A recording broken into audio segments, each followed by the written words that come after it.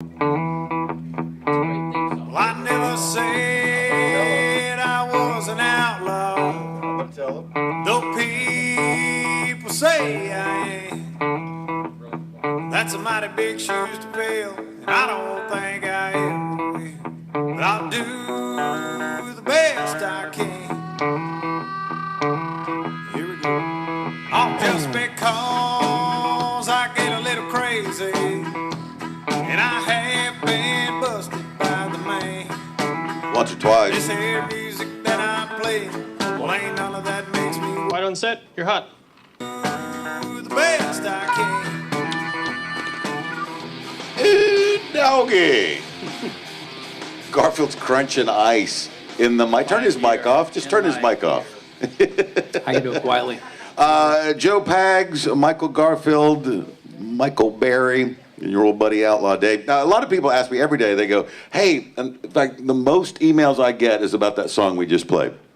Best I Can, Jared Birmingham, Michael Berry turned me on to that song. He said, this has to be your theme song. And every day I get compliments on it. And he's from, where is he from? Well, it's Ryan Bingham's remake of Waylon Jennings' original from 1978. It's a great song. And it suits you. I was listening, driving on a Saturday one day, and I heard that opening, and I said, oh, that's Outlaw Dave. Now, for those of you that don't know, obviously, 20-plus years in music radio, rock and roll on KLOL, the original Z-Rock. I worked up at Z-Rock, ABC in Dallas. I did mornings on 96 KSAQ in San Antonio and on Alamo Plaza. But it was a couple years ago when I got my horse shot out from underneath me that I was looking for access to the radio for the charity endeavors that I'm so heavily involved with in the community. And I came to Michael Berry. And I said, I want to do a radio program on your new Mojo format, and I want to be a part. And he said, no.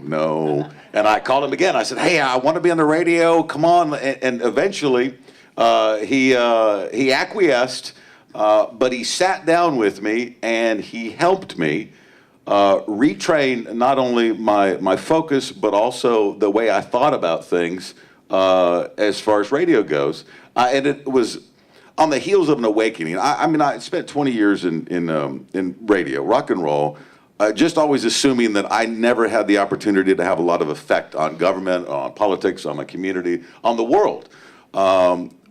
You were involved in politics. Joe, you've been reporting the news for 20 years now. You guys have already been on the front lines watching all this, and I just assumed everybody had been taken care of.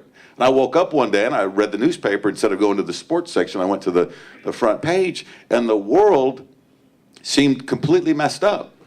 And I realized that I can't change the world, but I can change my community, and I wanted to take a part of that. And Michael Berry helped me. And has been. You are the listener. I mean, that was the whole point. This was listener radio. We bounced it off with Brian Erickson and Ramon Robles, and could this guy that was an FM DJ that had such brand identity. I mean, if you do research, Outlaw Dave's name, if you go out with him, I mean, you can stand next to him and just drink the half of the drinks that he doesn't drink. You'll never, I mean, that's why he's usually drunk out in public. It's not his fault. People bring him drink after drink because they remember, this honest truth, we were at an event 2 weeks ago, and this woman is slinging drinks, she's going along, she won't talk to anyone, and she is just drop dead gorgeous, and in the middle of making a drink, she said, you signed my bra 18 years ago. We're like, whoa, you can't be old enough. She tells us, oh, we're not supposed to tell that? I'm sorry. No. Apparently, he signed her bra 18 years ago. And I didn't think she was old enough. Turns out she was 6 at the time, but that's another story. No, but it's just like night after, the whole night, people are coming up and telling great stories. The best story ever, which I don't think he's ever told on the air, is Outlaw Dave is your friend. The reasoning behind that. I don't want to talk over my co-host here, but there's a great story behind that. He has to tell. And I think some